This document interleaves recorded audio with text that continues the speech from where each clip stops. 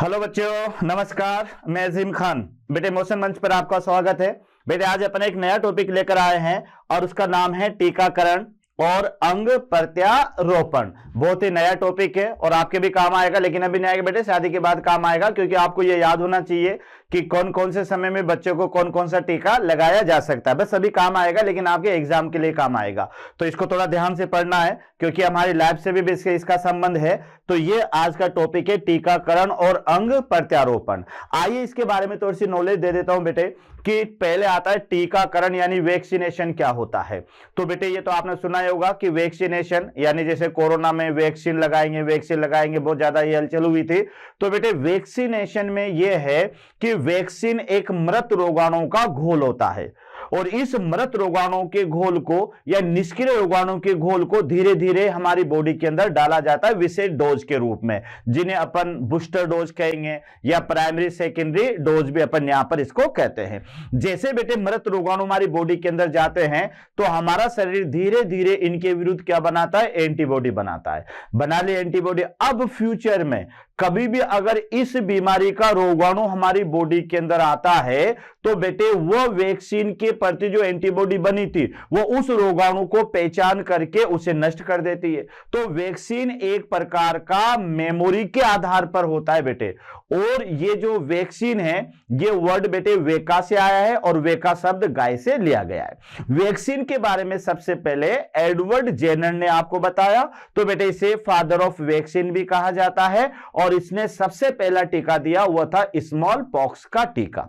उसके बाद में बेटे लुईस पाश्चर भी वैज्ञानिक आया, जिसने हेजे का टीका बनाया, एंथ्रेक्स का बनाया, चेचक का बनाया, इन बीमारियों का टीका भी इसने बनाया। उसके बाद में फिर अपन यहां पर पढ़ेंगे बेटे कि ये जो टीके होते हैं ये अलग अलग रूप में पाए जाते हैं, यानी प्राथमिक जेनरेशन के, सेकेंडरी जेनरेशन के, थर्ड जेनरेशन के टीके पाए जाते हैं। उसके बाद में फिर अपन को आएंगे बेटे अंग प्रत्यारोपण पर। तो अंग प्रत्यारोपण यानी ऑर्गन ट्रांसप्लांटेशन। जब किसी व्यक्ति का कोई ऑर्गन काम करना बंद कर देता है बेटे, तो उस ऑर्गन को हटा करके उसकी जगह पर एक नया ऑर्गन स्थापित कर दिया जाता है, किसी दूसरे व्यक्ति का ऑर्गन स्थापित कर दिया जाता है।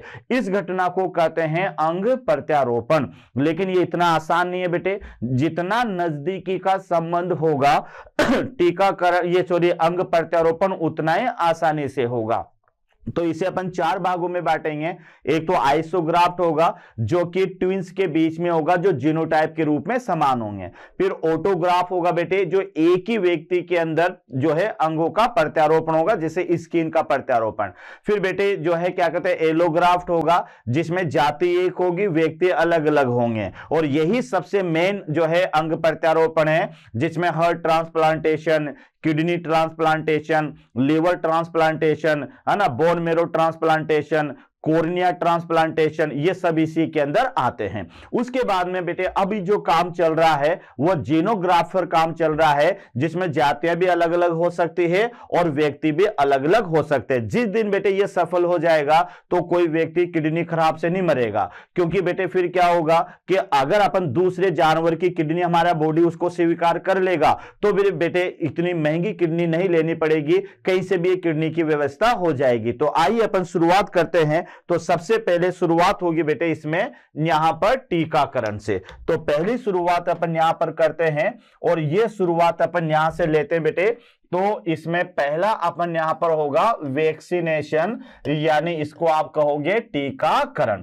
तो टीकाकरण में पहला वैज्ञानिक है एडवर्ड जेनर। तो एडवर्ड जेनर ने बेटे टीकों की खोज की 1796 के अंदर, और फर्स्ट वैक्सीन जो खोजी गई थी बेटे, यानी फर्स्ट डिस्कवर वैक्सीन, और ये वैक्सीन है स्मॉल पॉक्स वैक्सीन। तो स्मॉल पॉक्स को बेटे, यानी स्मॉल पॉक्स को आप कह सकते हो बड़ी माता, ये ध्यान रखना बेटे, स्मॉल पॉक्स यानी बड़ी माता, और अब ये वर्ल्ड में नहीं पाई जाती है। तो ये थोड़ा सा याद रखना कि टीकों के बारे में सबसे पहले बताने वाले वैज्ञानिक थे एडवर्ड जेनर, और इसी के सम्मान में बेटे इसे फादर ऑफ इम्यूनोलॉजी भी कहा गया है। और यह भी आपको याद रखना है कि पहला टीका जो बनाया गया था वह खोजा गया बेटे स्मॉल पॉक्स का, यानी एडवर्ड जेनर ने खुद की लड़की जो बच्ची थी, इनकी खुद की बेटी बेटे उसके अंदर इस बीमारी के रोगाणु प्रवेश करवाए और फिर उसके जो है विरुद्ध ये टीका तैयार किया था। इतना कॉन्फिडेंस था इनको इस टीके की खोज में। तो पहली बार टीकों को जो खोजा वह एडवर्ड जेनर ने खोजा और पहला टीका जो खोजा गया वह था बेटे स्मॉल पॉक्स यानी बड़ी माता का टीका। उसके बाद में दूसरे वैज्ञानिक जो हुए हैं बेटे वह हैं लुईस पाश्चर। लुईस पाश्चर तो इन्होंने क्या किया, अक्रिय रोगाणु से युक्त वास्तविक टीके बनाए। वास्तविक बेटे वास्तविक टीके बनाए यानी वैक्सीन। अक्रिय रोगाणु तो अक्रिय रोगाणु ये मैंने आपको शुरू में बताया था कि जो टीका हम लगाते हैं ना वो कोई दवाई नहीं है, वो जिस बीमारी का टीका लगाते हैं उसी बीमारी के रोगाणु होते हैं बेटे।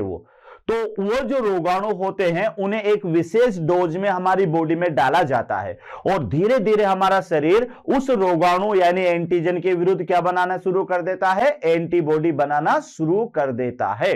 तो इस तरह से बेटे ये टीके तैयार किए जाते हैं। तो लुईस पाश्चर ने अक्रिय रोगाणु को प्रयोग करके वास्तविक टीके बनाए। अब कौन कौन से बनाए बेटे, चिकन पॉक्स का टीका बनाया है ना, क्लोरेला का टीका बनाया और एंथ्रेक्स का टीका बनाया। तो ये याद रखना, चिकन पॉक्स का टीका, क्लोरेला का टीका और एंथ्रेक्स। ये बेटे चेचक या बड़ी माता जो कि अब नहीं पाई जाती है, पूरे वर्ल्ड से इसका उन्मूलन हो चुका है। तो यहाँ आप ध्यान से देख लें, पहली बार टीकों को किसने बनाया, एडवर्ड जेनर ने बनाया, चेचक या फिर बड़ी माता का टीका बनाया। बाद में बेटे अक्रिय रोगाणुओं के घोल का प्रयोग करके और जो वास्तविक टीके बनाए वो बनाए लुईस पाश्चर ने, जिसमें चिकन पॉक्स का टीका शामिल में है ना। उसके अलावा जो है हेजे का टीका शामिल में, क्लोरेला कोलेरा यानी हेजा। और साथ में बेटे ध्यान रखना, चिकन पॉक्स ये छोटी माता है, ध्यान रखना इसको यहां कहते हैं छोटी माता, और क्लोरेला माने होता है बेटे हेजा, है ना, हेजा। और एंथ्रेक्स तो सीधा एंथ्रेक्स याद करना। तो इन बीमारियों के टीके इन वैज्ञानिकों ने बनाए। आगे टीके होते क्या हैं, तो इसमें बेटे पहला पॉइंट आपको याद रखना है कि पर्याप्त प्रतिरक्षा प्राप्त करने के लिए टीकों को 2 या 3 खुराक में लिया जाता है और इन खुराक को आप क्या याद करोगे, इन्हें बूस्टर डोज कहा जाता है। जैसा आपने भी देखा होगा ना बेटे, कोरोना की पहली डोज लग गई, किसी की दूसरी डोज लग गई, अब आने वाले समय हो सकता है तीसरी डोज भी लग जाए, तो इन्हें कहा जाता है बूस्टर डोज। तो पर्याप्त अगर मान लो अपने एक डोज ही लेकर रह गए तो 6 महीने तक बेटे इसका असर होता है, उसके बाद में फिर वापस प्रतिरक्षा समाप्त हो जाती है। तो बेटे याद रखिएगा कि बूस्टर डोज लेने पर हमारे शरीर में पूर्ण रूप से प्रतिरक्षा उत्पन्न होती है। उसके बाद में देखो बेटे, यानी सेकंड पॉइंट, जैसा मैंने कहा था टीके मृत या फिर अक्रिय, यह आपको याद रखना है कि टीके क्या है, मृत और अक्रिय रोगाणुओं का घोल होता है। यह याद रखना बेटे, जिसे निश्चित मात्रा में यानी बूस्टर डोज के रूप में शरीर में प्रवेश कराया जाता है, जिससे शरीर में विशेष पैथोजन के विरुद्ध धीरे धीरे एंटीबॉडी का निर्माण होता है। और भविष्य में यदि यह पैथोजन शरीर में प्रवेश करता है तो इसके विरुद्ध पहले से ही बनी एंटीबॉडी इन पैथोजन को नष्ट कर देती है। यह है बेटे पैथोजन यानी टीके का मेन कारण या मेन रोल कि टीका काम कैसे करता है। तो मैं फिर बोल रहा हूं बेटे कि टीके क्या है, मृत और अक्रिय रोगाणुओं के घोल होते हैं। मृत या अक्रिय रोगाणुओं के घोल होते हैं, इतना आपको याद रखना है।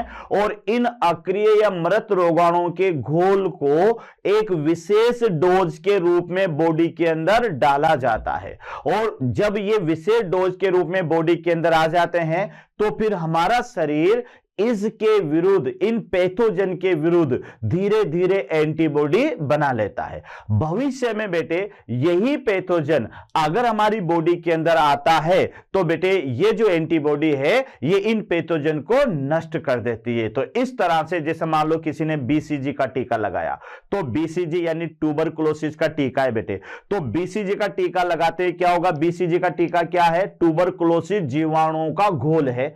अब वो थोड़ी थोड़ी मात्रा में शरीर में डाल दिए, तो शरीर ने उनके विरुद्ध एंटीबॉडी बना ली, एंटीबॉडी बन गई। अब भविष्य में अगर वह ट्यूबरकुलोसिस का जीवाणु बॉडी के अंदर आता है तो उसके विरुद्ध पहले से एंटीबॉडी तैयार है, सिर्फ पहचानने की जरूरत है। तो यहां पर मेमोरी एक मेन रोल होता है बेटे, तो वह एंटीबॉडी उस जीवाणु को पहचान करके उसे नष्ट कर देती है। तो याद रखना क्या है बेटे, क्या है ये टीके? मृत रोगाणु का घोल होते हैं, इतना आपको याद रखना है। और जब इन्हें विशेष डोज के रूप में शरीर के अंदर डाला जाता है तो फिर धीरे धीरे इनके विरुद्ध एंटीबॉडी बनती है, और ये एंटीबॉडी बेटे भविष्य में प्रवेश करने वाले इस पैथोजन को पहचान करके नष्ट कर देती है। इस तरह से टीके काम करते हैं। अब आइएगा बेटे कि यहां पर दूसरा पॉइंट है कि वैक्सीनेशन क्या है। बहुत ही इंपॉर्टेंट पॉइंट है बेटे, वैक्सीनेशन कृत्रिम सक्रिय प्रतिक्रिया है या प्रतिरक्षा है। बेटे याद है ना कि अपन ने अर्जित प्रतिरक्षा को दो भागों में बांटा था, एक तो प्राकृतिक, एक तो सक्रिय और एक निष्क्रिय। सक्रिय के दो भाग थे, प्राकृतिक और एक कृत्रिम। प्राकृतिक में तो यह था कि प्राकृतिक रूप से जो है पैथोजन शरीर में जाते हैं, और कृत्रिम में यह था बेटे कि किसी बाहरी पार्ट से यानी कृत्रिम तरीके से रोगाणु को शरीर में डाला जाएगा, फिर उसके विरुद्ध हमारे शरीर में एंटीबॉडी बनेगी। तो वैक्सीनेशन क्या है? एक कृत्रिम सक्रिय प्रतिरक्षा है। बहुत इंपॉर्टेंट है, यह आपको याद रखना है। और टीकाकरण में क्या होगा बेटे? प्रतिरक्षा तंत्र में यानी स्मृति या मेमोरी के गुण पर आधारित है, यह भी याद रखना। क्योंकि बेटे मान लो अपन अलग अलग बीमारियों का टीका लगा के रख लेंगे, अब अगर इन टीकों के माध्यम से जो एंटीबॉडी बनी है अगर ये अपने अपने पैथोजन को नहीं पहचान पाएगी तो टीका कोई भी काम नहीं करेगा। जैसे बीसीजी का टीका है तो बेटे इसमें जो एंटीबॉडी बनेगी वो ट्यूबरकुलोसिस जीवाणु को पहचानने का काम करने वाले होना चाहिए। टीटेनस का टीका है तो टीटेनस बीमारी को पहचानने वाली एंटीबॉडी बनना चाहिए। तो बेटे जो वैक्सीनेशन है या जो टीकाकरण है ये स्मृति या स्मरण या मेमोरी के आधार पर काम करता है। तो यह भी याद रखना बेटे। पहला तो यह क्या याद करना है कि टीके मृत रोगाणु का घोल होते हैं, इन्हें विशेष डोज में शरीर में डाला जाता है, फिर धीरे धीरे इनके विरुद्ध एंटीबॉडी बनती है, और भविष्य में कोई रोगाणु जब शरीर में आता है तो ये एंटीबॉडी इन पैथोजन को नष्ट कर देती है।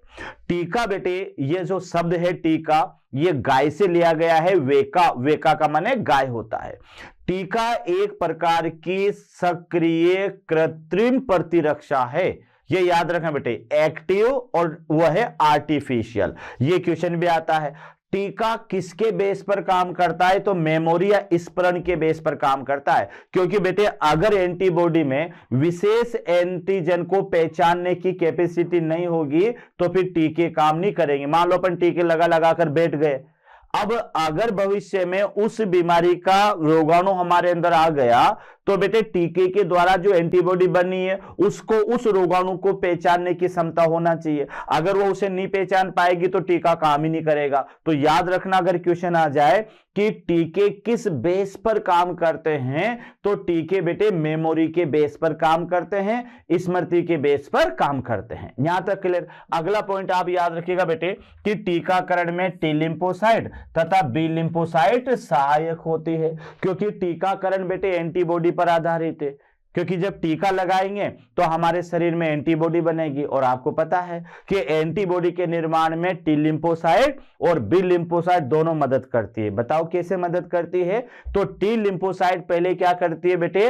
बी लिम्फोसाइट को प्रेरित करती है, और जैसे बी लिम्फोसाइट प्रेरित होती है तो यह सीधे एंटीबॉडी के निर्माण में भाग लेती है। तो टीकाकरण में बेटे दोनों ही का योगदान होता है, टी लिम्फोसाइट का भी होगा और बी लिम्फोसाइट का भी होगा।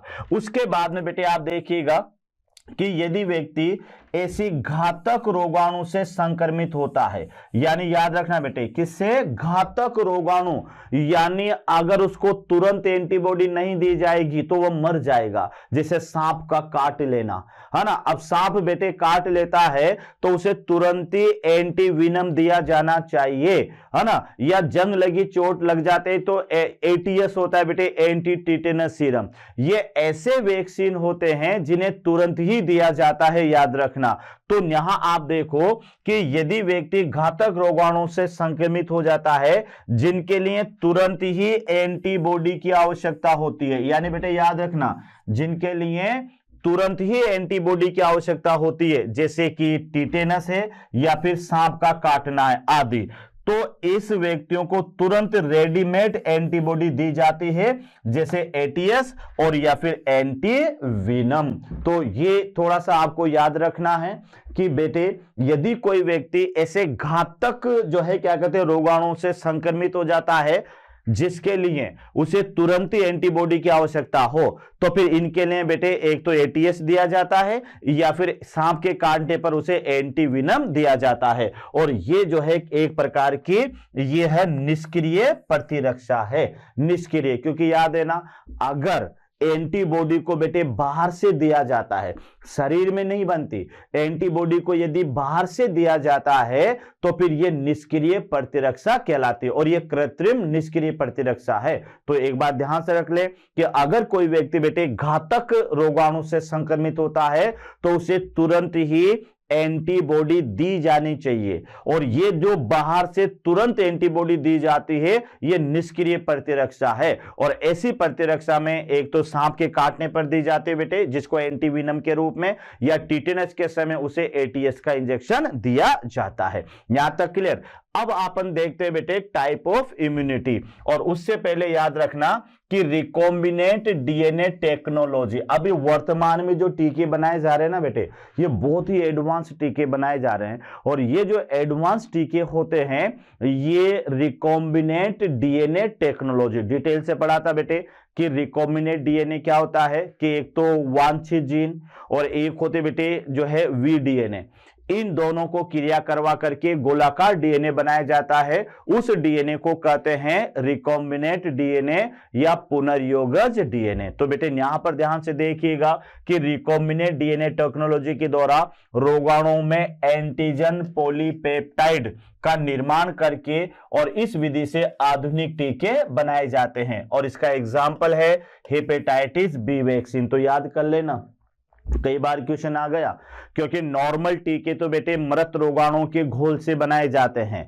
लेकिन ये ध्यान रखना ये पुनर्योगज डीएनए टेक्नोलॉजी यानी बायोटेक्नोलॉजी के माध्यम से बेटे एंटीजन पॉलीपेप्टाइड का निर्माण किया जाता है, और इस एंटीजन पॉलीपेप्टाइड के माध्यम से नए टीके बनाए जाते हैं। तो इस विधि के द्वारा जो टीका बनाया जाता है रिकॉम्बिनेंट डीएनए टेक्नोलॉजी के द्वारा, उसका नाम है बेटे hepatitis B vaccine. Hepatitis B, क्योंकि बेटे हेपेटाइटिस ए, हेपेटाइटिस बी, इस तरह की वैक्सीन यहां पर बनाई जाती है, तो इससे बनाई जाएगी हेपेटाइटिस बी वैक्सीन। अब यहां पर आप आइएगा, यानी टाइप ऑफ वैक्सीन, ये भी आपको याद होना चाहिए बेटे कि वैक्सीन कितने प्रकार की होती है, यानी कौन कौन से प्रकार वैक्सीन के होते हैं। तो इसे अपन 3 जेनरेशन में डिवाइडेड करेंगे, सीधा रटने वाला टॉपिक है बेटे, यहां पर मैं भी ज्यादा कुछ नहीं, आपको सिर्फ याद करना रहेगा।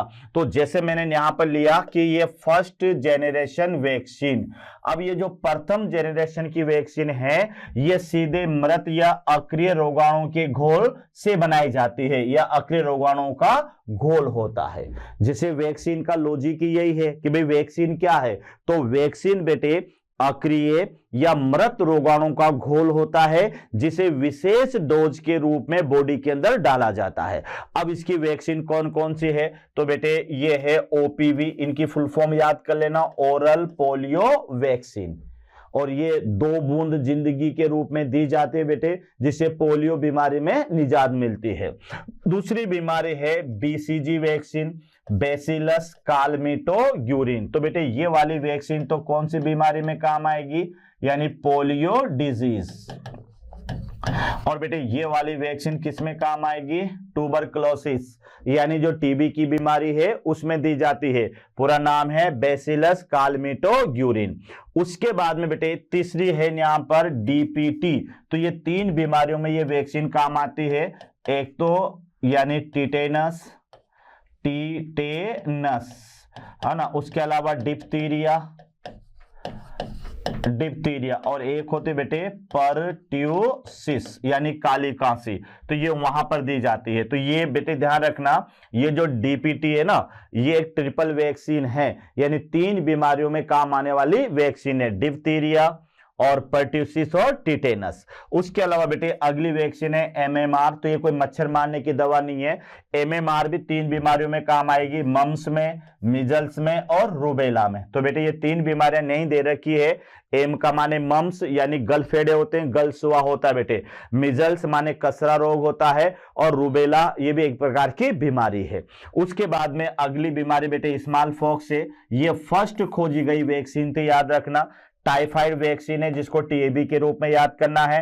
कोलेरा वैक्सीन ये हैजे में काम आती बेटे। ये स्मॉल पॉक्स तो ये किस में काम आएगी, चेचक, चेचक यानी बेटे जिसको अपन कहोगे यानी स्मॉल पॉक्स, स्मॉल पॉक्स उस बीमारी में काम आती है। टीएबी या टाइफाइड में काम आएगी, और कोलेरा यानी हैजे की बीमारी में बेटे ये काम आती है, और रेबीज यानी हाइड्रोफोबिया में काम आती है, हाइड्रोफोबिया। तो आप देख ले बेटे, ये मोस्टली जो टीके हैं ये प्रथम जेनरेशन के टीके हैं जो मृत रोगाणु के घोल से बनाए जाते हैं। तो ये जितनी भी वैक्सीन है बेटे याद रखना, मोस्टली जो है प्रथम पीढ़ी की वैक्सीन है ये, जो मृत रोगाणु के घोल से बनाई जाती है, जिसमें OPV, BCG, DPT, MMR, small pox और टाइफाइड, कोलेरा और रेबीज की वैक्सीन है। अगली वैक्सीन जो आप याद करेंगे तो ये वैक्सीन आते बेटे, यानी दूसरे नंबर की वैक्सीन है सेकंड जेनरेशन वैक्सीन, यानी द्वितीय पीढ़ी के टीके। अब ये द्वितीय पीढ़ी के टीके क्या होते हैं, तो बेटे ये आरडीएनए टेक्नोलॉजी के द्वारा ये बनाए जाते हैं। जैसा मैंने अभी कहा आधुनिक टीके होते हैं बेटे, ध्यान रखना। तो ये आरडीएनए टेक्नोलॉजी के द्वारा विकसित किए जाते हैं, और इसमें रोगाणुओं के केवल एंटीजन जो भाग होता है, एंटीजेनिक जो भाग होता है उसमें गुणन करवा करके ये टीके बनाए जाते हैं। तो ये याद रखना, ये आरडीएनए तकनीकी के माध्यम से बनाए जाते हैं, जिसमें रोगाणुओं का एंटीजेनिक जो भाग होगा बेटे उसका गुणन करवा कर ये टीके बनाए जाते हैं। और इसके एग्जाम्पल में हेपेटाइटिस बी वैक्सीन और एक होता है हर्पीज वैक्सीन। तो ये हमारे पास में, तो याद रखना बेटे, ये हेपेटाइटिस बी वैक्सीन और हर्पीज वैक्सीन ये क्या है, ये सेकंड जेनरेशन के टीके हैं, और ये टीके आरडीएनए टेक्नोलॉजी के माध्यम से बनाए जाते हैं, जिसमें रोगाणु के पूरे का यूज नहीं लेते, उसका केवल एंटीजेनिक जो भाग होता है ना उसका ही यूज लेते हैं, और उसका गुणन करवा करके ये टीके बनाए जाते हैं। उसके अलावा बेटे अगला टीका थर्ड जेनरेशन का टीका, ये सबसे एडवांस टीका है, याद रखना। तो थर्ड जेनरेशन का टीका, इसे डीएनए वैक्सीन भी कहते हैं, बहुत इंपॉर्टेंट है बेटे, याद रखना। और ये सबसे प्रभावी टीके होते हैं, और इसमें जीन या डीएनए को शरीर की कोशिका में प्रवेश करवा करके ये टीके बनाए जाते हैं। और इसका एग्जाम्पल है ल्यूकेमिया वायरस वैक्सीन। बेटे ये अगर सक्सेस हो गया तो न्यू समझ लो कि बाद में किसी को ब्लड कैंसर नहीं होगा। तो ये थोड़ा सा ध्यान रखना है कि ये जो थर्ड जेनरेशन के टीके हैं ये किसी जीन को या किसी डीएनए को सीधे ही कोशिका में प्रवेश करवा करके ये टीके बनाए जाते हैं। तो सबसे एडवांस कैटेगरी के टीके हैं और थर्ड जेनरेशन के टीके, जैसे फाइटर जेट बनाए जाते हैं ना बेटे कि ये पहली जेनरेशन का, ये दूसरी जेनरेशन का। तो जैसे जैसे जेनरेशन बढ़ती जाती है वैसे वैसे उसकी एडवांस क्रिया भी बढ़ती जाती है। तो पहले तो प्राइमरी जेनरेशन के टीके आए, उसके बाद में बेटे फिर सेकेंड जेनरेशन के आए, और ये थर्ड जेनरेशन का टीका है, लेकिन अभी एक ही टीका बनाया गया है, उसका नाम है ल्यूकेमिया वायरस वैक्सीन। तो इस तरह से अब बेटे ये जो टीके हैं इनको 3 कैटेगरी में अन्य रूप से अगर आप देखेंगे तो ये इस रूप में भी जाने जाते हैं कि जैसे लाइव वैक्सीन। तो ये लाइव वैक्सीन क्या होता है बेटे, ये जीवाणुओं के घोल से बनाए जाते हैं, यानी रोगाणु के घोल से। यहां रोगाणु मृत नहीं होते हैं बेटे, वह जीवित होते हैं। किल्ड वैक्सीन होगा तो ये बनाए जाएंगे मृत रोगाणु के घोल से, मृत रोगाणु के घोल से। और ये जो टॉक्सिक है या रोगाणु के जहरीले पदार्थ से, रोगाणु के विषैले पदार्थ से बनाए जाते हैं, विषैले पदार्थ से, और ये रिकॉम्बिनेंट है, ये आरडीएनए टेक्नोलॉजी के माध्यम से बनाए जाते हैं। तो उस आधार पर पे आप देख लें तो लाइव वैक्सीन के अंदर बेटे एक तो स्मॉल पॉक्स आता है, बीसीजी, ओपीवी और एमएमआर, और मृत रोगाणु के घोल से बेटे साल्क वैक्सीन है, whooping कफ, काली खांसी है, टाइफाइड है, रेबीज है, इन्फ्लुएंजा है और हैजा है। और जहरीले पदार्थों से बनाए जाने वाले टीके एक तो टिटेनस है, डिप्थीरिया है और बोटुलिज्म है, और रिकॉम्बिनेंट टेक्नोलॉजी से हेपेटाइटिस बी। अब यहां से भी क्वेश्चन आ सकता है बेटे, याद कर लेना। अगर लाइव वैक्सीन आ जाए कि कौन सी, तो ये एग्जांपल याद करना है। किल्ड वैक्सीन पूछे जाए तो ये एग्जांपल सीधे याद करना है। और टॉक्सोइड वैक्सीन जो कि रोगाणुओं के विषैले पदार्थों से तैयार किए जाते हैं, तो बेटे उसके अंदर टिटेनस, डिप्थीरिया और बोटुलिज्म है। और रिकॉम्बिनेंट डीएनए टेक्नोलॉजी से तैयार किए जाएंगे वो हेपेटाइटिस बी वैक्सीन है।